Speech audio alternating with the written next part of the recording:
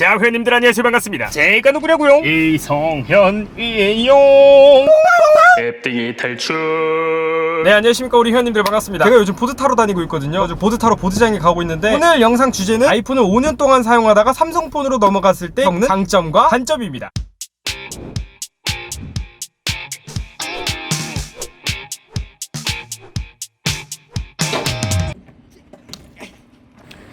제가 지금 삼성 폴드폰을 사용한 지 일주일 정도 됐고, 애플 제품 같은 경우에는 중학교 3학년 때부터 시작을 해가지고 5년 정도를 사용을 했었어요. 그래서 애플 생태계 굉장히 찌들어 있는 앱등이었는데, 그러다 보니까 패드도 아이패드, 노트북도 맥북을 사용하고 있고, 그에 맞춰서 굉장히 맥 생태계에 잘 적응이 되어 있고, 나쁘게 말하자면 굉장히 잘 갇혀있는 앱등이었죠. 그래서 저는 이번에 삼성 폴드폰을 구매를 하고 그냥 소장용으로만 사용하다가 삼성의 생태계에 한번 넘어가 보면 어떨까 싶어가지고 안드로이드로 한번 갈아타봤어요. 근데 그 중에 제일 힘들었던 것은 두려움이었죠. 왜냐면 애플 생태계에 굉장히 잘 갇혀있기 때문에 그 생태계를 나가기가 굉장히 무서웠어요. 그럼에도 불구하고 저는 유심을 바꿔 꼈고 핸드폰을 일주일째 사용 중입니다. 오늘 우리 회원님들에게 말씀드릴 것은 애플에서 삼성으로 넘어갔을 때 느껴지는 장점, 그리고 혹은 불편한 점과 단점들, 이런 것들을 얘기 드리려고 해요. 앱등이 탈출. 사실 뭐 사람들마다 다르고 직장인과 저와는 다르고 학생들과 저와는 좀 사용하는 환경 자체가 다르기 때문에 이 리뷰가 도움이 될지 모르겠어요.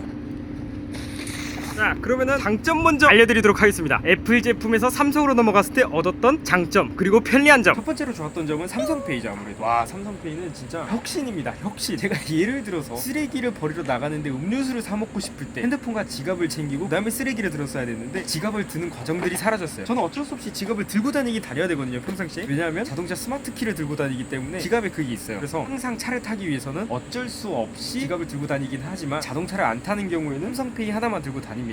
물론 현금빵을 굉장히 좋아하시는 시장이라던가 조그마한 슈퍼 같은 경우에 삼성페이로 결제하면 욕을 먹습니다. 역시 이래서 한국에서는 한국에서 개발한 스마트폰을 사용해야 되는 게 여기서 장점이 있구나. 삼성페이 개점입니다. 정말 삼성페이에 통장도 연결해놨고 카드도 연결해놨고 개쩔어요. 심지어 인터넷 결제부터 시작을 해가지고 대부분 삼성페이를 사용하고 있습니다. 근데 이거는 뭐 제가 폴드를 사용함으로써 얻는 그에 따른 단점이긴 한데, 삼성페이를 하려고 스마트폰을 드리면 한 분씩 다 물어봐요. 이거 뭐예요? 얘 스마트폰 뭐예요? 뭐 새로운 건가요? 왜 이렇게 핸드폰이 무거워? 옛날 핸드폰 아니야? 이러는데, 이러면서 제가 그럼 딱 보여주죠. 짜잔, 펼칠 수 있는 새로운 신세계 디스플레이입니다. 이러면은 이거 뭐 얼마예요? 이 스마트폰 이름이 뭐예요? 편해요? 혹은 IT를 알아보시는 분들이라면 한 번만 접었다 펼쳤다 해봐도 될까요? 굉장히 많은 이런 폴더블 폰만의 단점이 있습니다.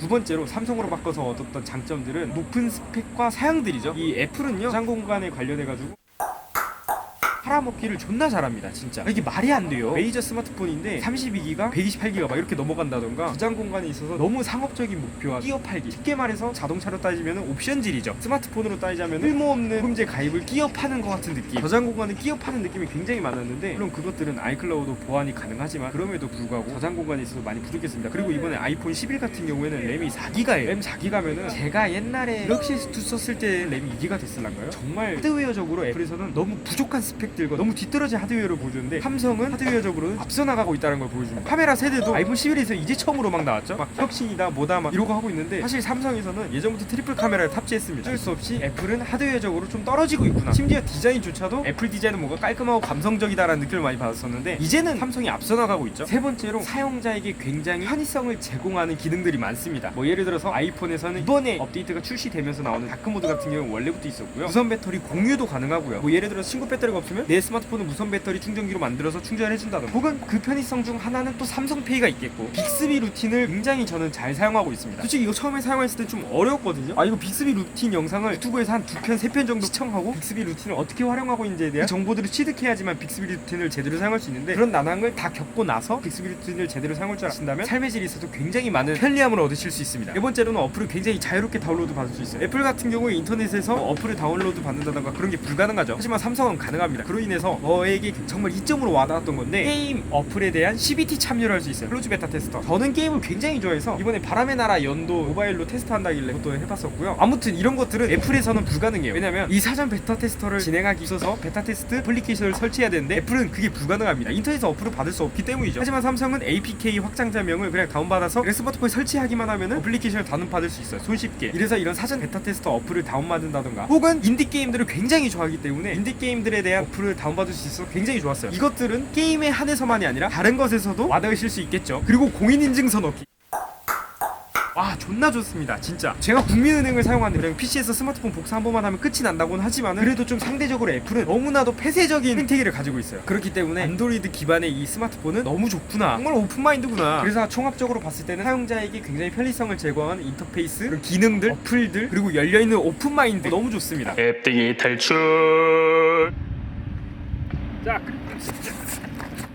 자 그리고 단점 말씀드리겠습니다. 애플 제품에서 삼성으로 넘어왔을 때 겪었던 단점 그리고 불편한 점. 제가 삼성폰으로 바꿈으로 인해서 무조건적으로 장점만을 얻었던 것은 아니에요. 역시나 iOS가 가지 못한 단점들을 뼈저리게 느꼈습니다. 정말 뼈저리게. 첫 번째로요, 많은 사람들이 애플에서 삼성으로 넘어가지 않는 이유 중 하나가 기본 어플의 퀄리티라고 생각을 해요. 이거는 진짜 기본 어플의 퀄리티가 뭐가 있냐고 하면은 메모장 어플이 있을 거고요, 사진 기본 보정 어플이 있는데 굉장히 딸려요. 삼성에서는 사진 보정이 너무 약해서 추가로 어플을 무조건 받아야 되고, 메모장 같은 경우에도 굉장히 빈약하고 연동성 문제가 굉장히 안 좋기 때문에 무조건적으로 구글 어플을 사용해야 됩니다. 그러다 보니까 무조건적으로 어플을 다운로드 받아서 사용을 해야 됩니다. 그로 인해서 두 번째 단점이 있는데, 안드로이드는 애플에 비해서 상대적으로 어플 출시하는 게 쉽다고 해요. 저는 그렇게 찌라시를 들었어요. 애플은 상대적으로 좀 어렵고 안드로이드는 상대적으로 조금 더 쉽고, 그러다 보니까 퀄리티 낮은 어플들이 판을 칩니다. 정말로 이 어플 퀄리티가 너무 낮아가지고 다운로드 받고 함정인 경우가 너무 많았고요. 그리고 어플끼리 호환이 좀 안 되는 성향도 있다 보니까 가끔 충돌이 일어나요. 그러다 보니까 어플 퀄리티에 있어서 너무 불신하게 되고, 네임드 어플이 아닌 이상 정말 쉽게 다운로드 받지 않으려고 합니다. 그리고 예를 들어서 저는 네이버 웹툰하고 페이스북을 가장 많이 사용하거든요. 이건 보여드려야 되겠다. 이 스와이프를 하다 보면은 이렇게 내리다가 멈추고 내리다가 멈추고 이러잖아요. 근데 이 멈출 때마다 이게 존내 많이 나요. 이런 것들이 너무 많이 나요. 이 댓글창이랑 하트창, 이거 뒤로 가기 창. 그래서 멈추다 보면 계속 화면이 가려요, 이것들이.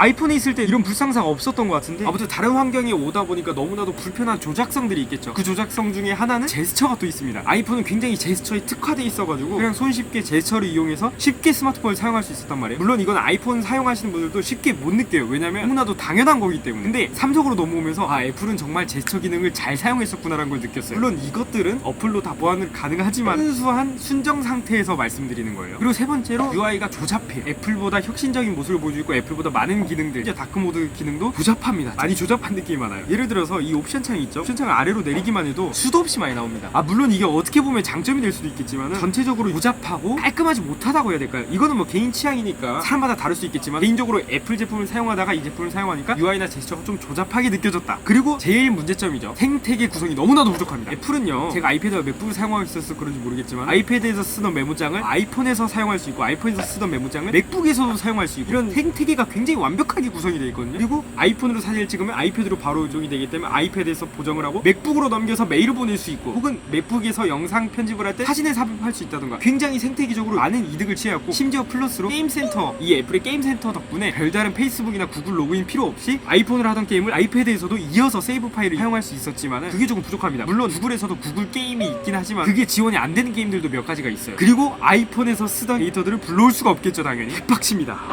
그리고 이거는 뭐 삼성만의 단점 이런 건 아니고요, 애플에서 결제해놨던 앱들을 다시 삼성에서 결제해야 됩니다. 이게 굉장히 애플 유저들이 삼성으로 넘어가기 있어서 많이 두려워하는 것인 것 같아요. 사실 뭐 백업 이런 거는 상관없어요. 요즘은 삼성도 애플에서 삼성으로 넘어오는 것을 굉장히 잘 알고 있어서 그런지 삼성 가져오기 기능을 통해서 삼성폰을 딱 개통하고 아이폰에 있는 어플이라던가 사진들을 모두 다 한 번에 백업할 수 있어요. 다시 한 번 더 유료 어플들을 구매해야 된다는 압박감, 그리고 생태계 탈출이 있어서 두려운 거죠. 또 굉장히 두려웠어요. 솔직히 갤럭시 노트 10으로도 옮길까 말까 많이 고민을 하다가 핸드폰 비싼 가격에 샀으니까 어쩔 수 없이 울며 겨자 먹기로 옮긴 거거든요. 한 번 옮기니까 그렇게 딱히 문제가 되진 않아요. 앱등이 탈출.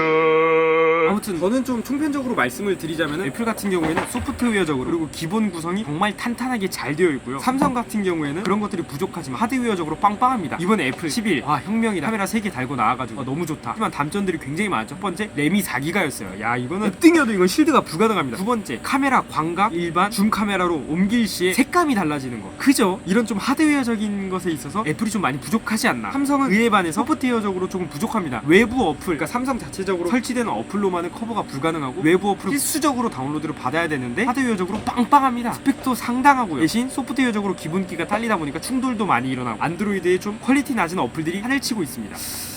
이건 좀 선입견일 수 있어요. 좀 짜치는 어플들이 좀 많구나라는 걸 좀 느꼈어요. 구글 플레이 스토어에는 이런 어플들이 순위권에 있구나라는 걸 좀 느꼈습니다. 사실 그렇게 크게 차이는 없어요. 내가 오랫동안 써왔냐 안 써왔냐, 나에게 맞냐 안 맞냐의 차이지, 당신이 지금 겁먹고 있던 것 그만큼의 단점들은 없습니다. 당신이 겁먹을 필요는 전혀 없어요. 사실 사람은 적어의 동물이잖아요. 합일 쓰고 전 적응했어요. 넘어오셔도 크게 불편함 없으실 거예요. 정말 적응하실 수 있을 겁니다. 개인적으로 아직도 저는 애플이 그립긴 그리워요. 솔직히 말하면 이번에 10일 정발됐을 때 구매하고 싶었습니다. 솔직히 말하면 저는 뇌이징이 다 돼가지고 인덕션도 좀 이뻐 보이거든요. 어쩔 수 없는 진성의 앱등인가요? 그래도 스펙적으로 너무 부족하고 애플에 대해서 너무 많은 실망을 했기 때문에 삼성으로 갈아타서 열심히 적응 중입니다. 솔직히 말해서 애플은 인스타그램이나 페이스북 없었으면은 글쎄? 앱등이 탈출. 저는 저 같은 분들에 있어서 도움을 드리고자 이 영상을 제작한 거예요. 아이폰을 5, 6년 동안 쓰다가 삼성으로 넘어가려는데 어떠한 단점들이 있냐, 어떠한 장점들이 있냐, 이런 것들이 궁금하신 분들을 위해서 촬영을 하는 거지 절대로 애플을 깎아내려고 하는 의도는 아닙니다. 근데 솔직히 씨발 램 4기가 너무했잖아요. 인정? 이거 앱등이로서 수치잖아. 인정? 아무튼 이렇게 해서 아이폰을 5년 동안 사용하다가 삼성으로 넘어온 갓 3엽 중의 영상이었고요. 혹시나 사진 보정 어플 괜찮은 게 뭐가 있나요? 혹은 메모장 어플은 어떤 것을 추천하나요? 이런 것들이 좋은 정보들이 있더라면 댓글로 꼭 달아주세요. 제가 답글을 달아드리도록 하겠습니다. 지금까지 영상 봐주셔서 감사합니다. 열심히 들어가십시오. 회원님들